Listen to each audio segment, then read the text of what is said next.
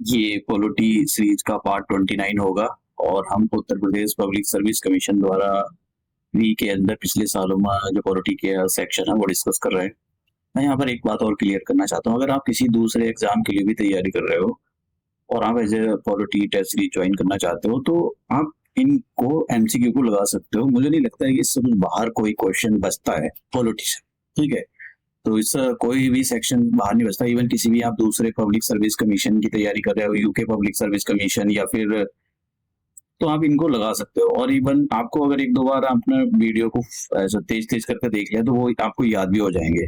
मैं एक्सप्लेन करके बताता हूँ। मैंने यहाँ पर लेक्चर हिंदी और इंग्लिश दोनों के अंदर ही जो चीजों को कंबाइन किया है। जैसे यहाँ देखिए इंग्लिश में हिंदी में, तो दोनों के अंदर इंग्लिश हिंदी वाले दोनों देख सकते हैं। और मैं इसका जो भी पीपीटी होती है मैं इसको लिंक करा दूंगा। मैंने 18 तक लेक्चर 18 तक तो पीपीटी डाल दी है, 1 से लेकर 18 तक। और जो अब 19 से लेकर 29 तक मैं ये पीपीटी शायद आज नीचे ऐड करा दूंगा किसी एक वीडियो, इसी वीडियो में शायद मैं ऐड करा दूंगा। तो मैं वीडियो में ऐड करा दूंगा, आप जाकर डिस्क्रिप्शन देख लेना। मैंने किसी वीडियो में ऐड कराया था, ये पता नहीं कौन सा, शायद 18 नंबर की थी। तो अब हम अपना लेक्चर स्टार्ट करते हैं। तो फंडामेंटल ड्यूटीज हैं हमारी, और फंडामेंटल ड्यूटीज हम कर रहे हैं। फंडामेंटल ड्यूटीज का जरा आप एक बार जल्दी से एक रिवीजन कर लो। तो इसके अंदर लिखा है एक सेकंड पेन ले लेता हूँ, ठीक है। तो यहाँ पर लिखा है ये 51A के अंदर आती है, ये याद रखना। 42nd कॉन्स्टिट्यूशनल अमेंडमेंट एक्ट हुआ था 1978 में, उसके अंडर बनाएगी पार्ट 4A के अंदर। तो हमारे कॉन्स्टिट्यूशन को हमको फॉलो करना चाहिए और उसके जो आइडियल्स हैं उनकी रेस्पेक्ट करनी चाहिए। नेशनल फ्लैग की हमको रेस्पेक्ट करनी चाहिए। देखो ये क्वेश्चन अभी एक बताऊंगा कि आयोग ने कैसे एक क्वेश्चन गलत रखा था।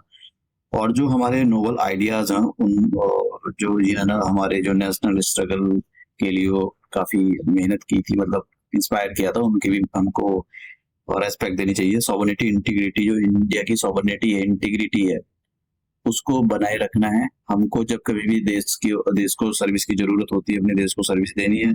और कॉमन ब्रदरहुड, एक भाईचारे की भावना को हमको बनाकर रखना है। लोग जो डिग्निटी है वीमेन की, उसको हमको कभी भी ठेस नहीं पहुंचानी, मतलब उसको चोट नहीं पहुंचानी है। और हमारा जो कंपोजिट कल्चर है उसको प्रिजर्व करके रखना है।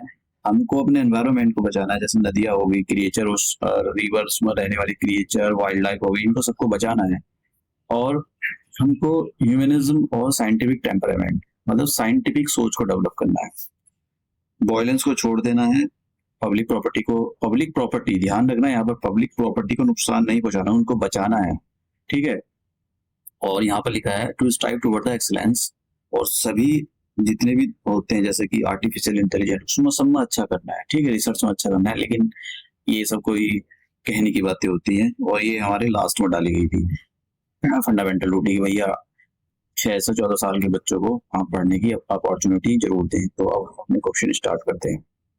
देखिए इनको आप कोर्ट में नहीं घसीट सकते हो, ये नॉन जस्टिसिएबल है, एक बात याद रखना, नॉन जस्टिसिएबल, कोर्ट में नहीं घसीट सकता हूँ। सुप्रीम कोर्ट जाकर कहोगे देखो हमारी ये फंडामेंटल ड्यूटी है, फला बंदा वो नहीं कर रहा है, कॉन्स्टिट्यूशन का उसने सम्मान नहीं करा है। क्योंकि आपने देखा होगा कि काफी सारे जब इलेक्शन में लोग स्पीच देते हैं, उल्टी सीधी बातें करते हैं, तो फिर उनको आप घसीट नहीं सकते हो कि कोर्ट वाई रिट्स जारी करे, ठीक है। तो ऐसा कुछ नहीं है। तो इसमें यही है कि विच of the following statement regarding the fundamental duties is not true. तो आपको यहाँ पर गलत कथन पकड़ना है। गलत कौन सा है? तो गलत कथन पहला ये, they can be enforce by the writs. Supreme Court या हाई कोर्ट रिट्स जारी नहीं कर सकता इनके खिलाफ। रिट्स क्या होती है? कुछ दिशा निर्देश होते हैं, मतलब फंडामेंटल राइट वाला। अगर आपने मेरा लेक्चर देखा हो तो मैंने वहां पर बहुत अच्छे से बताया था, उसमें जो क्वेश्चन भी आया पूछा गया है। तो रिट्स वे होती है, तो इसका मतलब ये है, ये वाला स्टेटमेंट ही गलत है। फंडामेंटल ड्यूटी आप रिट्स जारी नहीं कर सकते, ठीक है। तो इसका जो आंसर है वो ए है। नेक्स्ट क्वेश्चन, हिंदी और इंग्लिश वाले दोनों ए है इनका, ठीक है। इन्हें रिट द्वारा लागू नहीं किया जा सकता। दूसरा question, fundamental duties of a citizen is not included. तो आपको ये बताना है इसमें से फंडामेंटल ड्यूटी जो हमारे मौलिक कर्तव्य में कौन कौन सा शामिल नहीं है। To protect and improve the natural environment, ये तो है भैया, ये तो है, हमको हमारा कर्तव्य है। और जो हमारे नोबल आइडियाज हैं जिसने इंस्पायर किया था फ्रीडम, जो नेशनल फ्रीडम थी उसके लिए इंस्पायर किया था, ये भी है। Towards strive toward the abolition of the untouchability. देखिए ये आर्टिकल 17 है फंडामेंटल राइट का, फंडामेंटल राइट का आर्टिकल 17 है, तो ये नहीं है। उसने ये पूछा कौन सा नहीं है, तो सी नहीं है, तो आंसर हो जाएगा सी। ठीक है, to develop scientific temper humanism, ये हमारे पास फंडामेंटल ड्यूटी के पार्ट है, तो सी आंसर हो जाएगा हिंदी और इंग्लिश वाला video. Next question, which one of the following is not a part of the fundamental duties under the constitution. फिर से बताना है कि नीचे कुछ स्टेटमेंट है और ये कौन से फंडामेंटल ड्यूटी के पार्ट है नहीं है। पहले देख लेते हैं नीचे, to safeguard the public property and the abjure violence. मैंने बताया कि तो पब्लिक प्रॉपर्टी को आपको बचा कर रखना है और वायलेंस को छोड़ देना है, एब्ज्यूर छोड़ देना, वायलेंस जो लड़ाई झगड़े को छोड़ दो। To help to organise village panchayat, देखिए नहीं ये नहीं है, ये बताया था organisation of the village panchayat, ये आर्टिकल 14 के अंदर आता है, 40 के अंदर आता है, और directive principle of state policy के अंदर, ये स्टेट पॉलिसी के अंदर आता है, पार्ट 4 के अंदर इनको रखा गया है। आर्टिकल कहाँ से स्टार्ट होते हैं, ये आर्टिकल 36 से लेकर आर्टिकल 51 तक, ये भी बता दिया मैंने। तो इसमें पूछा कौन सा फंडामेंटल ड्यूटी नहीं है, तो यही फंडामेंटल ड्यूटी हमारी नहीं है, सी वाली। ठीक है, ग्राम पंचायतों के आयोजन में सहायता करना, ये फंडामेंटल ड्यूटी नहीं है हमारी। ठीक है, तो देखिए कुछ चीजें तो बहुत अच्छे से पता होनी चाहिए। Next question, which of the following duty have been prescribed by the Indian constitution as a fundamental right. तो हमेशा मैं पिछले लेक्चर में भी बताया था मैंने कि ड्यूटी टू पे टैक्स ये फंडामेंटल ड्यूटी नहीं है। इसको बोला था स्वर्ण सिंह, सरदार स्वर्ण सिंह कमेटी जब बनाई गई थी 1976 के अंदर, तो इसके अंदर बोला था कि भैया इसको एक टैक्स, ये जो है टैक्स पे करना, इसको एक आप फंडामेंटल ड्यूटी बनाओ, फंडामेंटल ड्यूटी जो फॉलो नहीं करता उनको पनिश करो। लेकिन ये बातें मानी नहीं है, ठीक है, तो इनको नॉन जस्टिसिएबल है ये, तो ये हमारे पास फंडामेंटल ड्यूटी नहीं है। तो एलिमिनेशन मेथड से अगर हम जाए तो ये नहीं आना चाहिए, ये नहीं आना चाहिए, ये नहीं आना चाहिए, आंसर है हमारा 3। आप समझ गए, एलिमिनेशन मेथड से आप चीजों को बड़े आसानी के साथ कर सकते हो। अगर आपको और भी नहीं पता तो आपने मेरी बात सुन ली हो, जिन्हें ना सुनी होगी, बड़े आसानी से कर सकते हैं। तो हिंदी वालों और इंग्लिश वालों के लिए आंसर डी हो गया। नेक्स्ट क्वेश्चन, ये जो क्वेश्चन है ना, यहाँ पर पढ़ लेते हैं एक बार। Protection of which one of the following is a fundamental duty of the citizen. Protection of which one of the following is a fundamental duty of a Indian citizen. तो सिटीजन की क्या ड्यूटी है, village panchayat को protect करना, national flag को, ये अब देखिए ये सवाल अगर आपके दिमाग में ये बात आ रही हो तो ये सवाल ही गलत है, क्वेश्चन ही गलत है। देखिए यहाँ पर देखिए हमारा काम है नेशनल फ्लैग को प्रोटेक्ट करना, टू अवॉइड नेशनल फ्लैग को प्रोटेक्ट करना। अब ये इन्होंने किस क्या सोच को बनाया है, ये बहुत जरूरी है। देखिए सच बताऊं तो इन्होंने शब्दों का यहाँ पर यूज किया है प्रोटेक्शन, तो आप क्या प्रोटेक्ट करोगे, तो शब्दों का इन्होंने चुनाव बहुत सोच समझ। वैसे तो सच बताऊं जिन्होंने ये क्वेश्चन, वैसे दोनों नेशनल फ्लैग में ये लिखा हुआ है कि भाई आप उनको देखो, ये क्या लिखा है, आपको इनकी रेस्पेक्ट करनी पड़ेगी। To avoid by the constitution respect its ideal and institution national flag and national anthem. इनको बचाना नहीं है, ठीक है, प्रोटेक्ट नहीं करना, नेशनल फ्लैग को बचाना नहीं है। किसको बचाना है, एक ही चीज को बचाओगे, प्रोटेक्ट किसको करोगे, देखो यहाँ लिखा कहाँ गया इन्वायरमेंट, देखो to protect and improve the, to protect शब्दों के साथ खेला है यहाँ पर ये बंदा, जिसने भी क्वेश्चन सेट किया, to protect and improve the natural environment including forest. तो आपको फॉरेस्ट वाइल्ड लाइफ को प्रोटेक्ट करना है, तो आंसर जो है इसका डी है। अगर वैसे तो अगर देखा जाए वन्य जीवों को प्रोटेक्ट करना है तो ये क्वेश्चन एम्बिग्यूअस है, लेकिन ये बंदा जिसने भी ये सेट किया ये प्रोटेक्शन के साथ खेला है, यहाँ पर प्रोटेक्शन शब्द यूज किए हैं। अगर ये बोलता है इनमें से कौन सी फंडामेंटल ड्यूटी है, तो ये भी होती है नेशनल फ्लैग और ये भी होता है, लेकिन इसने बोला प्रोटेक्शन, किसकी प्रोटेक्शन करनी चाहिए, तो वाइल्ड लाइफ की प्रोटेक्शन करनी चाहिए। ठीक है, तो ये ऐसे क्वेश्चन जो है ले बैठते हैं, मतलब चांसेस यही होते हैं कि भाई गलत हो क्योंकि यार आप कौन कितने शब्दों पर ध्यान देता है sorry. It's L B duty of every citizen sorry our natural environment. तो ये मैंने आपको बताया था आर्टिकल 51 के अंदर ऐसा क्लॉज डाले क्यों, clause A B C D, तो ये आर्टिकल 51A है, फंडामेंटल ड्यूटी से रिलेटेड है आर्टिकल 51A, और ये 4th A पार्ट से रिलेटेड है 42nd कॉन्स्टिट्यूशन अमेंडमेंट एक्ट 1976 के अंदर इसको ऐड किया गया था स्वर्ण सिंह कमेटी पर। तो यही पूछ रहा है भैया इसका कौन सा आर्टिकल है, तो आर्टिकल है सी, आंसर हो जाएगा सी, हिंदी और इंग्लिश वालों के लिए। Next question, which one of the following is incorrect. तो आपको गलत कथन पकड़ना है यहाँ पर।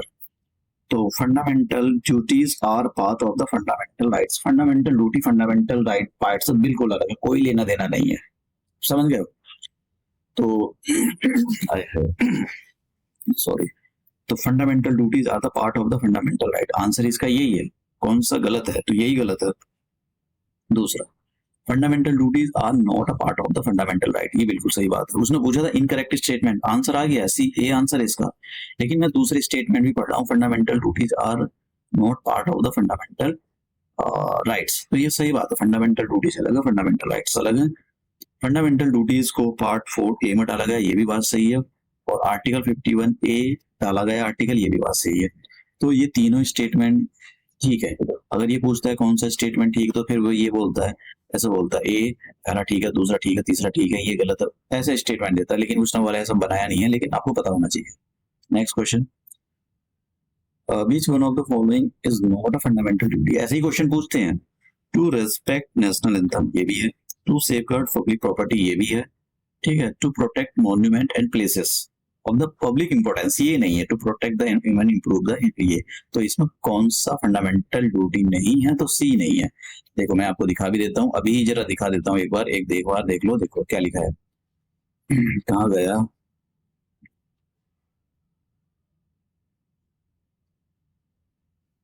यार हो गई, कहाँ चला गया? हाँ, टू वैल्यू, ये लिखा है to safeguard public property and to abjure violence. तो पब्लिक प्रॉपर्टी को सेव करके रखना है आपको, ठीक है। To protect a monument, monument के बारे में भैया ऐसा नहीं बोला गया कि भाई मॉन्यूमेंट को आप प्रोटेक्ट करो। दिल्ली है वो जो आगरा किला है, दिल्ली का आगरा किला नहीं, वो आगरा का जो उसको प्रोटेक्ट करो, ऐसी कोई फंडामेंटल ड्यूटी नहीं है। वैसे भी हो ना हो, इसका क्या फर्क पड़ता है? कौन कौन फॉलो कर रहा है इसको? कुछ है इसका? एक कोई फालतू वाली चीजें डाल दी इसमें। ये कौन, देखो जब भी आप कुछ डालो तो उसको आपको इम्प्लीमेंट करना चाहिए। ऐसा फालतू वाली चीजें ले आए तुम, कॉन्स्टिट्यूशन को उसको बल्कि बना रहे हो, कोई मतलब है इन सारी चीजों का? चलो ठीक है, next. Which one of the following is not provided in part 4A of the fundamental duty? तो यही कह रहा है फिर से कि इनमें से कौन सी फंडामेंटल ड्यूटी नहीं है। टू रेस्पेक्ट नेशनल फ्लैग, ये सही बात है। To promote the spirit and the brotherhood, ये भी सही बात है। रेस्पेक्ट आवर पेरेंट्स, ये नहीं है भाई, फंडामेंटल ड्यूटी हमारी नहीं है। ये हमारे यही पूछ रहा था, तो इसका सही आंसर अपने माता पिता और शिक्षकों का सम्मान करें, तो ये नहीं है। जैसे मैंने बताया शुरू में, जब ये 42nd कॉन्स्टिट्यूशनल अमेंडमेंट एक्ट आया तो 10 ड्यूटी डाली गई थी। फिर 86 कॉन्स्टिट्यूशनल अमेंडमेंट एक्ट आया तो एक ड्यूटी और डाल दी गई, तो 10 + 1 कितनी होगी? 11। तो टोटल हमारे पास 11 फंडामेंटल ड्यूटीज है। आंसर है इसका ये, बी आंसर है इसका 11। यही पूछ रहा है how many fundamental duties are there in the Indian constitution में, तो 11 ड्यूटी है, ये बात रखना। या लास्ट का क्वेश्चन, पार्ट मैंने पहले वाले लेक्चर में बताए थे आपको।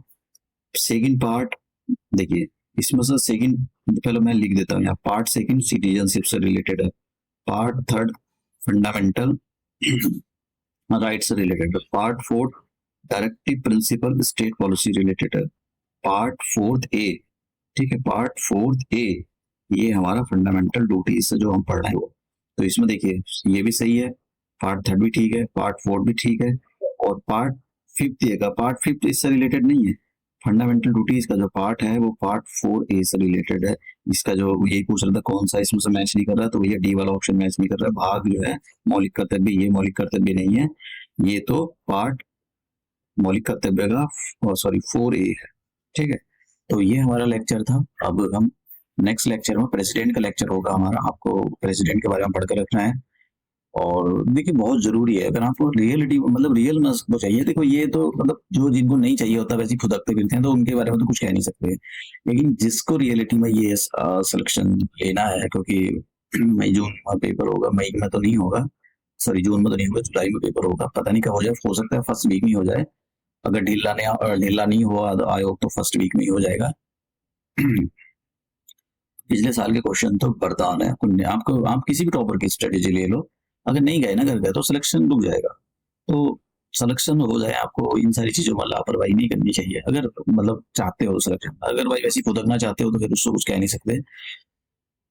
चलो तो अब नेक्स्ट लेक्चर में प्रेसिडेंट वाला पढ़कर रखना, वो प्रेसिडेंट वाले पर हम करेंगे, ठीक है। तो हम लेक्चर समाप्त करते हैं।